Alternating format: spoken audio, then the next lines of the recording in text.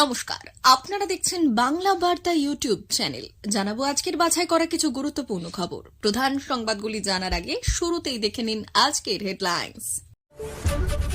আরজিকর কাণ্ডে সঞ্জয়ের ফাঁসি হবে, বিরাট রায় দিয়ে দিল কলকাতা হাইকোর্ট। কেষ্টর হাতে কৃষ্ণের বাঁশি তুলে দেওয়ার পর কাজল পেলেন বিষ্ণুর সুদর্শন চক্র, বীরভূমে ঘুরছে সময়ের চাকা। পশ্চিমবাংলার নাম বদলাবে, সিএম মমতা ব্যানার্জি রাখতে চান এই নাম। রেলপথে সোজা সিকিম, 12,000 কোটি প্রজেক্টের কাজ আর কত বাকি, সব তথ্য জানালেন রেলমন্ত্রী। মোদির বাজেট জিওর ফ্রি প্ল্যানের মতো, প্রথমে স্বস্তি পরে অস্বস্তি, সংসদে অভিষেক। এই সরকারের আমলে গরিব আরো গরিব রয়েছে, বোমা ফাটালেন অভিষেক বন্দ্যোপাধ্যায়। শনিবার দিল্লির ভোট গণনা, টকবক করছে বিজেপি, বুথ ফেরত সমীক্ষার পর ম্রিয়মান কেজরির দল। রিচার্জ ছাড়াই করতে পারবেন কল, লাগবে না 1 টাকাও, জেনে নিন কিভাবে সম্ভব।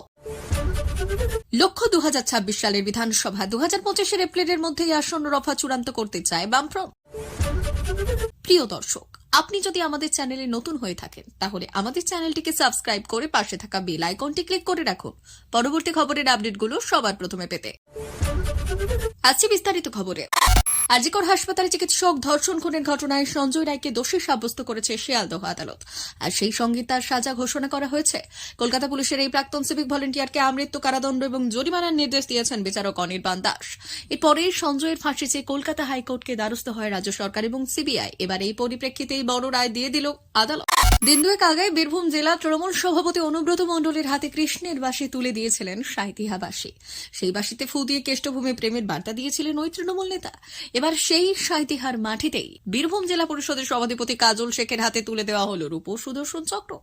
সেই উপহার হাতে নিয়ে রাজনৈতিক শত্রুদের বার্তা দিয়ে রাখলেন কেষ্টর ভাই কাজল। গত 1 জানুয়ারি নানুরে মিলন মেলায় কাজলের মাথায় 5 কিলোর ওপর মুকুট উঠেছিল। যে মুকুট একটা সময় কেষ্টর মাথায় শোভা পেত, তা কাজল পাওয়ার পর তৃণমূলের অন্দরে চর্চা শুরু হয়েছিল। শুক্রবার সাঁইথিয়ায় মিলন উৎসবে রূপ সুদর্শন চক্র উপহার পেয়ে কাজল জানালেন তিনি সম্মানিত। তার কথায়, এই চক্রের ব্যবহার তো আমি 1998 সাল থেকেই করছি, রাজনৈতিক শত্রুদের পরাস্ত করার জন্য। জেলা তৃণমূলের গোষ্ঠীকন্দলের আবহে কাজলের এই মন্তব্য তাৎপর্যপূর্ণ। মঙ্গলবার তৃণমূল কংগ্রেস পশ্চিমবাংলার নাম পরিবর্তন করে বাংলা করার দাবি তুলেছে, এটাই বলার মাধ্যমে যে এই রাজ্যে এই নাম রাজ্যের ইতিহাস এবং সংস্কৃতির প্রতিফলন।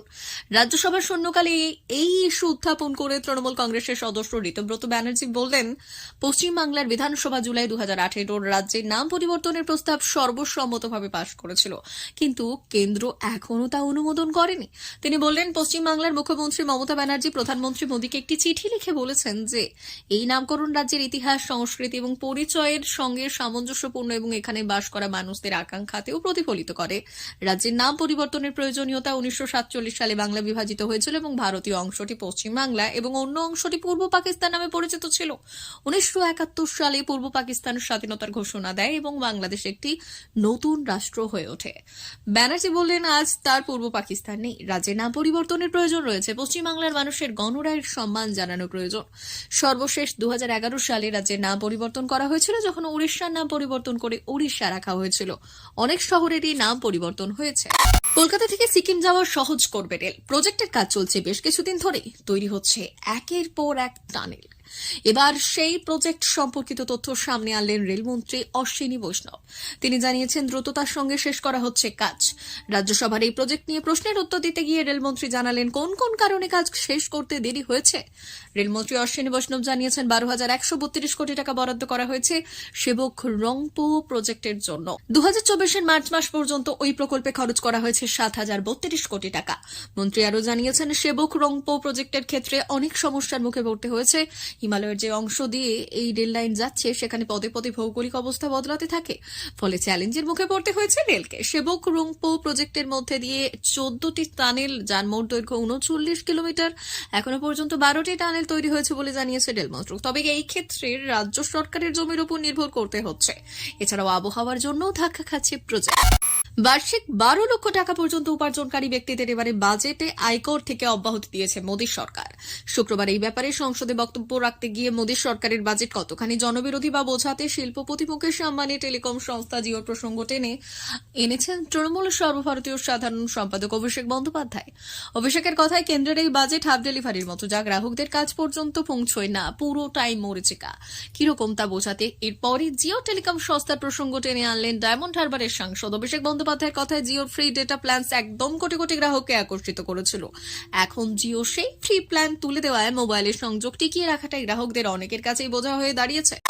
বঙ্গ রাজনীতি তো বটেই, বিগত কয়েক বছর জাতীয় রাজনীতির অতি পরিচিত মুখ হয়ে উঠেছেন অভিষেক বন্দ্যোপাধ্যায়। নানান ইস্যুতে সংসদে দাঁড়িয়ে ঝাঁঝালো বক্তৃতা রাখতে দেখা গিয়েছে ডায়মন্ড হারবার সাংসদকে।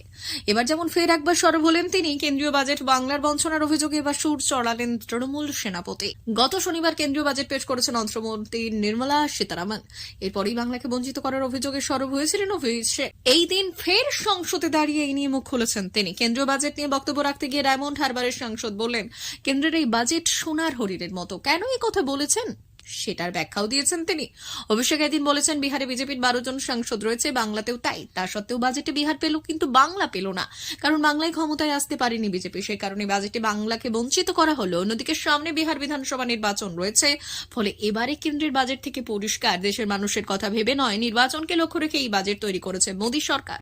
অধিকাংশ বুথ ফেরত সমীক্ষায় এগিয়ে রেখেছে বিজেপিকে। দলের নেতাদের হাবে ভাবেও আত্মবিশ্বাস স্পষ্ট। অন্যদিকে বুধবার ভোট পর্ব শেষের পর থেকেই ধারাবাহিকভাবে নানা অনিয়মের অভিযোগ তুলে চলেছে অরবিন্দ কেজরিওয়ালের আম আদমি পার্টি, যা আসলে দুশ্চিন্তার প্রতিফলন বলে মনে করছে অনেকে। এই আবহে শনিবার দেশের রাজধানীর ভোট গণনা ঠিক করে দেবে গত দুবারের মতো ক্ষমতা ধরে রাখতে সক্ষম হবে আপ, নাকি শেষ মুহূর্তে পেছন থেকে ব্যবধান কমিয়ে বাজিমাত করবে বিজেপি। 70 আসনের দিল্লি বিধানসভায় সংখ্যাগরিষ্ঠতা জাদু সংখ্যা 36। কাগজি কলমে ত্রিমুখী লড়াই গোড়া থেকেই ধারে এবং ভারে বেশ পিছিয়ে রয়েছে কংগ্রেস। কয়েকটি বুথ ফেরত সমীক্ষার ইঙ্গিত গত দুবারের মতোই এবারও সেখানে কংগ্রেস খাতা খুলতে পারবে না। অন্য কয়েকটি সমীক্ষার পূর্বাভাস রাহুল গান্ধী মল্লিকার্জুন খার্গের দল 2-1টি আসনে জিততে পারে, তবে বিজেপি নিরঙ্কুশ গরিষ্ঠতার সম্ভাবনা নিয়ে প্রায় সবকটি সমীক্ষায় নিঃসংশয়।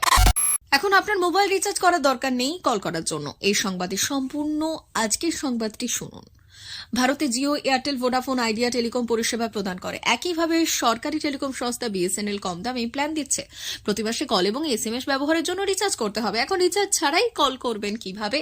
আপনি এয়ারটেল, ভোডাফোন বা বিএসএনএল ব্যবহার করলেও এই সুবিধে টাকা সাশ্রয় করতে এবং বাধাহীন যোগাযোগে সাহায্য করবে। আজই এই সক্রিয় করুন এবং বাড়িতে বিনামূল্যে কল উপভোগ করুন।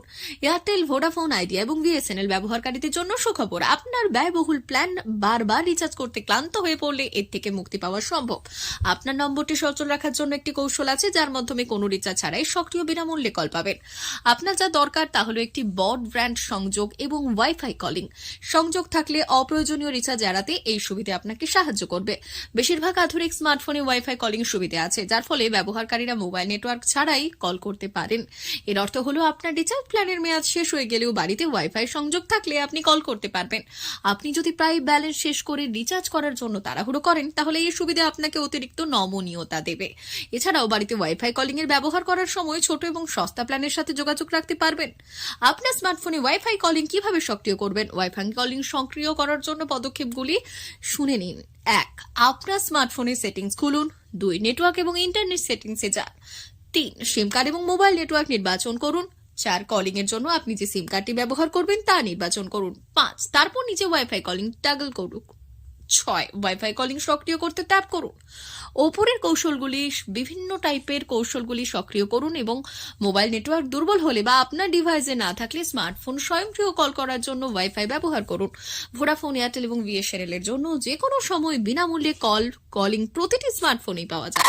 ভোটের মুখে আসন বোঝাপড়া নিয়ে জটিলতা রাখতে চায় না বামফ্রন্ট। বৃহস্পতিবার সিপিএম এর রাজ্য দপ্তরে অনুষ্ঠিত ফ্রন্টের বৈঠকে ঠিক হয়েছে 2026 সালের বিধানসভা ভোটের লক্ষ্যে চলতি বছর এপ্রিলের মধ্যেই অঙ্কনওয়ারি বোঝাপড়া চূড়ান্ত করে ফেলা হবে। নির্ঘণ্ট অনুযায়ী ভোট হলো 2026 এপ্রিলে মে মাসে বিধানসভা ভোট হবে এবং অর্থাৎ 1 বছর আগে থেকেই সেই কাজ সেরে ফেলতে চাইছে বামফ্রন্ট। বাম শরিক দলের এক শীর্ষ নেতা জানিয়েছেন, বৈঠকে ঠিক হয়েছে যে সব দলই চেষ্টা করবে আসন ধরে ধরে কার কোথায় কেমন শক্তি তার বাস্তব অবস্থা মার্চের মধ্যেই জানাবে। তবে পুরো সিদ্ধান্ত হতে এপ্রিল হয়ে যাবে। গত ডিসেম্বরেই বামফ্রন্ট সিদ্ধান্ত নিয়েছিল 1977 সালের ভোট ফর্মুলা বাতিল হবে। 1977 থেকে 2025 পশ্চিমবঙ্গের রাজনীতিতে আমূল পরিবর্তন ঘটে গিয়েছে 48 বছরের ব্যবধানে। একটা সময় কোচবিহারের বড় অংশ জুড়ে দাপট ছিল ফরওয়ার্ড ব্লকের, অবিভক্ত মেদিনীপুর জুড়ে ছিল সিপিআই এর আধিপত্য, দক্ষিণ দিনাজপুর কিংবা দক্ষিণ 24 পরগনায় জয়নগর কুলতলিতে ছিল আরএসপি জমাটির সংগঠন। ফ্রন্টের মধ্যে থাকা আরও কিছু ছোট শরিক দলেরও কিন্তু নির্দিষ্ট এলাকায় শক্তি পুঞ্জীভূত ছিল। কিন্তু এখন সেই দিন নেই। 14.5 বছর ধরে চলল, সরকার থেকে চলে গিয়েছে বামফ্রন্ট, তারপর এখন তারা বিরোধী পরিসরেও নেই। ক্ষয়তে ক্ষয়তে প্রান্তিক শক্তিতে পরিণত হয়েছে 34 বছর রাজ্য শাসন করা জোট। ব্রাহ্মণ সূত্রে খবর, সেই বাস্তবতার কথা মাথায় রেখে পরবর্তীতে ফর্মুলা তৈরি করা হবে। প্রিয় দর্শক, এখনকার মতো খবর এই পর্যন্তই। ধন্যবাদ।